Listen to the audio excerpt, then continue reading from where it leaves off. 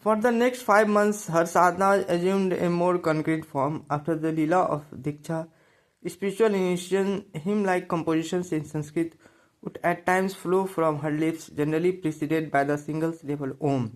The spontaneity of these utterances was all too obvious because she had no previous knowledge of Sanskrit, let alone the ancient form of it used in the Vedas. During this time, the normal functions of her body were suspended for hours and even days. She did not feel hungry or in need of rest.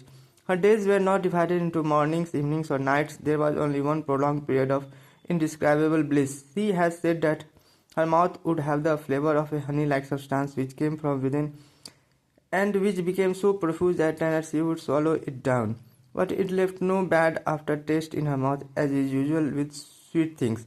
Sometimes she felt that her body had become as light as a feather and had risen from the floor, or again that it had become as heavy and immovable as a rock. At this time, Seema was not able to do her housework properly. Bholanath had to cook for the family sometimes and also look after her as best as he could. Seema's cousin Nisikanta Bhattacharya had come on a visit. He was taken aback to see her state of preoccupation with religious exercises and what he deemed Bholanath's indulgence of this state of affairs. Bholanath, on his part, was glad to talk over this matter with his brother-in-law, who was considerably older and a learned man. They were in the habit of playing a game of chess after their midday meal. After the game, Bholanath used to return to his kuchari.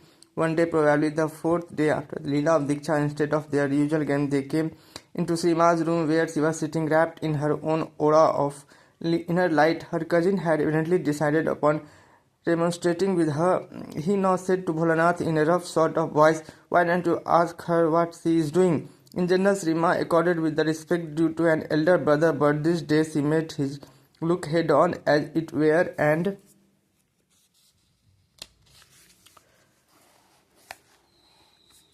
quite and and spoke sharply in a manner quite unlike her own.